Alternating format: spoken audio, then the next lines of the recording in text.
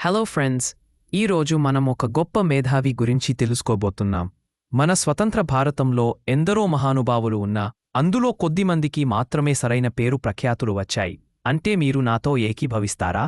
నేటి సమాజానికి అలాంటి వాళ్ల గురించి తెలియచేయాలని మా ఈ చిన్న ప్రయత్నం. ఇంకా వివరాల్లోకి వెళ్తే, ఇప్పుడు మనం తెలుసుకోబోతున్నది ఎవరో కాదు, ఒకప్పటి తరం వాళ్ళు ఎడిసన్ ఆఫ్ ఇండియా అని చెప్పుకునే జీడి నాయుడు. పూర్తి పేరు గోపాలస్వామి దొరస్వామి నాయుడు. నూనూగు మీసాల ఒక యువకుడి పట్టుదల ముందు ఏదైనా సుసాధ్యమే అని నిరూపించాడు. అప్పటి బ్రిటిష్ కాలం నాటి రోజులు. ఆఫీసర్లు మోటార్ సైక్లేస్ మీద వెళుతుండడం చూసి తాను కూడా నడపాలి అనుకోని తన తండ్రికి చెప్పితే, ఇప్పుడు ఉన్న ఆర్థిక కష్టాలతో దాన్ని కొనడం అసాధ్యమని చెప్పాడు. దాంతో చిన్న పుచ్చుకోలేదు అతడు. ఎలాదైనా దాన్ని కొనాలనుకుని హోటల్లో సర్వర్గా చేరాడు. రూపాయి కూడబెట్టి ఒక సెకండ్ హ్యాండ్ మోటార్ సైకిల్ తానే కొనుక్కున్నాడు. అంతా బాగుంది అనుకున్నప్పుడు ఒకనాడు అతనికి హఠాత్తుగా అసలు ఇది ఎలా పనిచేస్తుందని అని ఆలోచనలో పడ్డాడు. ఆలోచన వచ్చిందే తడవుగా. తాను కొనుగోలు చేసిన మోటార్ సైకిల్లోని పార్ట్స్ అన్నీ వెంటనే విప్పదీసేశాడు. తర్వాత వాటన్నింనీ మళ్లీ అసెంబ్లింగ్ చేశాడు. దాని గురించి క్షుణ్ణంగా అర్థం చేసుకున్నాడు. ఏదో జిజ్ఞాస వాళ్ళ అలా చేస్తున్నాడు అనుకున్నారందరూ. కాని భవిష్యత్తులో ఆ యువకుడే భారత శాస్త్ర సాంకేతిక రంగాన్ని శాసించి లెజెండరీ హోదాను కైవసం చేసుకుంటాని ఎవరూ ఊహించలేదు. జీడీ నాయుడు కోయంబత్తూరులోని కలంగల్ అనే గ్రామంలో ఓ తెలుగు కుటుంబంలో 23వ తారీఖు మార్చి 1890 సంవత్సరంలో జన్మించాడు. అతడి తండ్రి ఓ రైతు. చిన్నప్పటి నుండి పాఠశాలకు వెళ్లకుండా అల్లరిచిల్లరిగా తిరిగే నాయుడికి అనుకోకుండా తన మామయ్య ప్రేరణతో ఓ రోజు ఆటోమొబైల్స్పై అభిరుచి ఏర్పడింది. ఆ అభిరుచి ప్రేమగా మారింది. దీంతో యుక్తవయసు వచ్చాక పాడైపోయిన మోటార్ సైకిళ్లు కొనుగోలు చేసి వాటిని తలతలా మెరిసిపోయే కొత్త బండలా మళ్లీ రీమోడలింగ్ చేయడం చేసేవాడు. అదే అతని విజయానికి తొలిమెట్టు. ఎలాంటి బండినైనా ఇట్టే బాగుచేసే టాలెంటీ ఇతని సొంతం. ఆ టాలెంట్ మీద నమ్మకంతోటే 1920లో సొంతంగా మోటార్ వాహనాల వ్యాపారము మొదలుపెట్టాడు. అయితే రాబర్ట్ స్టాన్స్ అనే బ్రిటిష్ ఉద్యోగి నాయుడి టాలెంట్ గమనించి ఆర్థికంగా లాభం పొందాలంటే మోటార్ సైకిల్ బిజినెస్ బదులు బస్సు రవాణా వ్యాపారమైతే బాగుంటుందని సలహా ఇచ్చాడు. దీంతో ఆయన ప్రోత్సాహంతో ఓ పాత బస్సును కొనుగోలు చేసి పొల్లాచ్చి నుండి పళని వరకు దానిని నడిపేవాడు నాయుడు. ఆ వ్యాపారము తనకు బాగా కలిసి రావడంతో 10 సంవత్సరాలలో ఏళ్లలో 70 బస్సులకు యజమాని అయ్యాడు. బస్సు రవాణా వ్యాపారము చేస్తున్నప్పుడే బిజినెస్ను దెబ్బతీయడానికి చాలామంది ప్రయత్నించారు. అయితే నాయుడు తన ప్రత్యర్థులందరితో ఒక స్నేహపూర్వకమైన మీటింగ్ ఏర్పాటు చేశాడు. ఈ మీటింగ్లో రవాణా వ్యాపారానికి సంబంధించి రాబోయే కాలంలో వచ్చే అధునాతన పద్ధతుల గురించి వివరించడంతో వారు ఆశ్చర్యపోయారు. ఈ క్రమంలో శత్రువులనే మిత్రులుగా, వ్యాపార భాగస్వాములుగా మలచుకుని యునైటెడ్ మోటార్ సర్వీసెస్ అనే సంస్థను స్థాపించాడు నాయుడు. వ్యాపారంలో లోక్యముంటేనే ఏదైనా సాధించగలమనే సిద్ధాంతాన్ని తాను నమ్ముతానని ఈయన చెబుతుంటాడు. ఆ తరువాత రవాణా వ్యాపారంలో వచ్చిన లాభాలతో మళ్లీ మోటార్ సైకిళ్ల తయారీ మీద పెట్టుబడి పెట్టాడు నాయుడు. ఈ క్రమంలో సొంతంగా కొత్త మోటార్ బండలను కూడా తయారు చేయడం ప్రారంభించాడు. భారతదేశంలో మోటార్ రంగంలో ఇంత సాహసానికి ఒడిగట్టిన మొదటి వ్యక్తి ఈయనేనేమో. యూనివర్సల్ మోటార్ సర్వీస్ అనే మరో సంస్థను స్థాపించి అధునాతన మోటార్ సైకిళ్ల తయారీ కోసం లెక్కలేనన్ని ప్రయోగాలు చేశాడు. దీంతో అప్పటివరకు మోటార్ వాహనాలను విదేశాల నుండి దిగుమతి చేసుకునే భారతీయ కంపెనీలు ఒక్కసారిగా నాయుడు వైపు చూశాయి. ఇదే సమయంలో అతడు నేషనల్ ఎలక్ట్రిక్ వర్క్స్ పేరుతో మరో ఫ్యాక్టరీని స్థాపించాడు.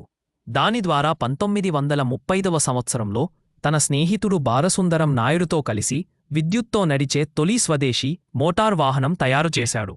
ఈ క్రమంలో భారతదేశపు మొదటి మోటార్ వాహనం తయారు చేసిన వ్యక్తిగా వార్తల్లోకెక్కాడు. దీంతో అంతర్జాతీయ జర్నల్స్ కూడా అతడి కృషిని శ్లాఘించాయి. నాయుడి పరిశోధనలు అంతటితో ఆగలేదు. మోటార్ రంగంలోనే కాకుండా ప్రత్యామ్నాయ సాంకేతిక రంగాలలో కూడా తన పాగ వేశాడు. ఎలక్ట్రిక్ రేజరును తొలిసారిగా భారతీయులకు పరిచయం చేసింది ఇతనే. అలాగే సూపర్ థిన్ షేవింగ్ బ్లేడులు కనిపెట్టింది కూడా ఇతడే. ఫిల్మ్ కెమెరాల్లో డిస్టెన్స్ను అడ్జస్ట్ చేసే పరికరాలు సైతం ఈయనే రూపకల్పన చేసి అప్పటి చిత్ర ప్రముఖుల ప్రశంసలు పొందాడు. అలాగే తొలిసారిగా పండ్లకు జ్యూస్ తీసే మిషన్లు కనిపెట్టి ఆహార పరిశ్రమనే ఆశ్చర్యపరిచాడు. కిరోసిన్తో నడిచే ఫ్యానులను కూడా తయారు చేసి పెద్ద పెద్ద ఎలక్ట్రిక్ ఇంజనీర్లకే సవాలు చేశాడు. ఆ తర్వాత ఓట్ల ట్యాంపరింగ్ను అరికట్టే అధునాతన ఓటింగ్ మిషన్ ఒకటి కనిపెట్టి ప్రభుత్వం దృష్టిలోనూ పడ్డాడు. ఇలా ఒక్కటేమిటి, జీబీ నాయుడు కనిపెట్టిన పనిముట్లు, ప్రొడక్ట్లు ఎన్నెన్నో. Out of the box thinking ద్వారానే ఈయన ఇన్ని ఆవిష్కరణలు చేశారనడం అతిశయోక్తి కాదు. అందుకే ఈయనను ఆయన అభిమానులు ఇండియన్ ఎడిసన్ అని ముద్దుగా పిలుచుకుంటుంటారు. 1941వ సంవత్సరంలో కేవలం ₹70కే విక్రయించేలా 5 వాల్వ్ రేడియో సెట్స్ తయారు చేశాడు జీడీ నాయుడు. అలాగే 1952వ సంవత్సరంలో కేవలం ₹2000 పెట్టుబడితో 2 సీటర్ల పెట్రోల్ ఇంజిన్ కారు తయారు చేశాడు. అయితే ప్రభుత్వం ఈ కారుకి లైసెన్స్ మంజూరు చేయకపోయినా ఆయన తెలివితేటలను గొప్పగా పొగుడుతూ లేఖ వ్రాసింది. సివి రామన్, మోక్షగుండం విశ్వేశ్వరయ్య లాంటివారు జీడీ నాయుడు గురించి విని ఆయనను కలవడానికి కోయంబత్తూరుకి అనేకసార్లు వచ్చేవారట. జీడీ నాయుడుకి ఉన్న మరో ప్రత్యేకత ఏమిటంటే ఆయన ఓ చిన్న ఇంటిని కేవలం 11 గంటలలోనే నిర్మించాడట. ప్లానింగ్ మీద పట్టు ఉన్నవారే పక్కా ఇంజనీర్లు అవుతుంటారని ఈయన ఎప్పుడూ చెబుతూ ఉంటాడు. ఇంజనీరింగ్ మీద నాయుడికి ఉన్న ప్రేమ ఎంత దూరం వెళ్ళిందంటే ఆయన ఒకసారి ఓ కెమెరా కొనుగోలు చేశాడు. ఒక వారం తర్వాత స్పేర్ పార్ట్స్ కొని అచ్చం అలాంటి కెమెరానే తన స్వహస్తాలతో మరొకటి తయారు చేశాడు. ఇలా తను తయారు చేసిన స్వదేశీ కెమెరాతోనే జర్మనీ వెళ్లి ఓ సభలో ఆడాల్ఫ్ హిట్లర్కి ఫోటోలు తీశాడు. అలాగే స్వరాజ్య పోరాట సదస్సులకు వచ్చినప్పుడు గాంధీ, సుభాష్ చంద్రబోస్ ఫోటోలను ఇదే కెమెరాతో తీశాడు. కింగ్ జార్జి లాంటి ప్రముఖులు సైతం ఈ స్వదేశీ కెమెరా క్లిక్కులను నోచుకున్నవారే. నాయుడు తయారు చేసిన అనేక సాంకేతిక వస్తువులు కోయంబత్తూరులోని జీడీ నాయుడు ప్రదర్శనశాలలో మనకు ఇప్పటికీ కనిపిస్తాయి. సాధారణంగా ఒక వస్తువును చూసి అదే వస్తువును అచ్చుగుద్దినట్లు మరల తయారు చేసే ఘనత చైనా నిపుణులకే ఉంటుందని చాలామంది అంటూ ఉంటారు. కాని 100 సంవత్సరాల క్రితమే అటువంటి ప్రయోగాలు చేసిన ఘనత మన భారతీయుల సొంతం. దీనికి ఉదాహరణ జీడీ నాయుడు చేసిన ప్రయోగాలు. ఎన్నిసార్లు పదే పదే సాంకేతిక పరికరాలను, ఉత్పత్తులను వేరే దేశాల నుండి దిగుమతి చేసుకుంటూ ఉంటాం. నాలెడ్జి అనేది ఒక్కరి సొంతం కాదు. అందుకే సాధ్యమైనంత వరకు మన వస్తువులు మనమే తయారు చేసుకోవాలి అంటూ మేడ్ ఇన్ ఇండియా కాన్సెప్ట్కి 100 సంవత్సరాల క్రితమే మార్గం సుగమం చేసిన వ్యక్తి జీడీ నాయుడు. అలాగే సాంకేతికంగా కొత్త విషయాలని నేర్చుకోవాలంటే నాయుడికి ఎంతో ఆసక్తి. అందుకే తనకంటే తక్కువ వయసున్న వ్యక్తుల వద్ద కూడా పాఠాలు నేర్చుకోవాలని నామోషీ పడేవాడు. జర్మనీ లాంటి దేశాలు వెళ్లి అక్కడి టెక్నాలజీ మీద కూడా అవగాహన పెంచుకున్నాడు. పెద్దగా చదువుకోకపోయినా ప్రాక్టికల్ నాలెడ్జితో పెద్ద పెద్ద ఇంజనీర్లకే సవాలు విసిరిన ఘనత జీడీ నాయుడు సొంతం. మెకానికల్, ఎలక్ట్రికల్ రంగాలతో పాటు ఆటోమోటివ్, అగ్రికల్చర్ రంగాల మీద ఆయనకు అమోఘమైన అనుభవముంది. అయితే 1944వ సంవత్సరంలో వ్యాపార రంగం నుండి నాయుడు స్వయంగా తప్పుకున్నాడు. ఆయన వారసులు ఆయన లెగసీని కొనసాగించారు. ఈ క్రమంలో మరో బాధ్యతను తన భుజస్కంధాల మీద వేసుకున్నాడు నాయుడు. కొత్త కొత్త ఇంజనీర్లను తయారు చేసే బాధ్యత తనపై ఉందని భావించాడు. అందుకే ప్రభుత్వంతో పోరాడాడు. దేశంలో వీలైనన్ని ఎక్కువ పాలిటెక్నిక్ కాలేజీలు స్థాపించమని డిమాండ్ చేశాడు. ఇప్పుడు మనకు బిఏలు, ఎంఏలు అవసరం లేదు. అవి చేసినవారు చాలామంది ఉన్నారు. ఇప్పుడు భారతదేశానికి కావాల్సింది గొప్ప పరిశోధకులు, సాంకేతిక నిపుణులు. అయితే అలా శిక్షణని ఇచ్చే కళాశాలలు తక్కువగా ఉన్నాయి. కనుక దేశంలో వీలైనన్ని ఎక్కువ పాలిటెక్నిక్ కాలేజీలు స్థాపించండి అంటూ అప్పటి ప్రభుత్వంపై ఒత్తిడి తెచ్చి దేశంలో పాలిటెక్నిక్ వ్యవస్థ ప్రారంభమవ్వడానికి కారకుడయ్యాడు. జీడీ నాయుడు ప్రయత్నం వల్లే భారతదేశంలో తొలి పాలిటెక్నిక్ కళాశాల మద్రాసులో ఏర్పడింది. మద్రాసు గవర్నర్ ఆర్థర్ హోప్ పేరిట దానిని నిర్మించారు. అయితే దానిని నడపడానికి దాతలే కరువయ్యారు. అప్పుడు ఈ కళాశాల కోసం తన సొంత డబ్బును సైతం ఎంతో వెచ్చించాడు నాయుడు. తర్వాత బ్రిటిష్ పాలకులు ఇంజనీరింగ్లో డిగ్రీ కోర్సులు ప్రవేశపెట్టినప్పుడు 4 సంవత్సరాలు అనేవి ఈ కోర్సుకి అనవసరమని నాయుడు వాదించాడు. ఒక గొప్ప ఇంజనీరుని దేశానికి అందివ్వాలంటే 2 సంవత్సరాలు ప్రాక్టికల్ శిక్షణ ఇస్తే చాలా అన్నది ఆయన అభిప్రాయం. అయితే ఆయన అభిప్రాయానికి ప్రభుత్వం పెద్దగా విలువనివ్వలేదు.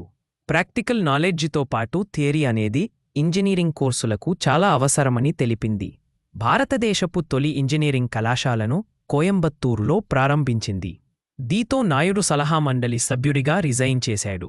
1950 మరియు 60 దశకాల్లో భారతదేశం ఈ ప్రపంచానికి అందించిన ఇంజనీర్లలో 60% మంది జీడీ నాయుడు సంస్థలలో పనిచేసిన వారే కావడం గమనార్హం.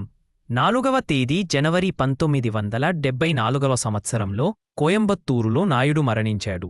ఆ తర్వాత ఆయన సంస్మరణార్థం కోయంబత్తూరులో ఓ పబ్లిక్ పాఠశాలతో పాటు హయ్యర్ సెకండరీ స్కూలుకి ఆయన పేరు పెట్టారు. అలాగే ప్రతి సంవత్సరం ఆయన పేరిట అక్కడ ఇండస్ట్రియల్ ఎగ్జిబిషన్ నిర్వహించడం రివాజుగా వస్తోంది. చూశారుగా ఫ్రెండ్స్, ఇప్పటి తరానికి ఈ మేధావి గురించి తెలియకపోవచ్చు, కాని తెలిసేలా చేయాలనే మా ఈ చిన్న ప్రయత్నం. జీడి నాయుడు గురించిన సమాచారాన్ని ఆన్లైన్ మరియు వికీపీడియా ద్వారా సంగ్రహించాము. ఫ్రెండ్స్, ఈ వీడియో మీకు నచ్చితే లైక్ చేసి సబ్స్క్రైబ్ చేసుకోండి. ధన్యవాదములు.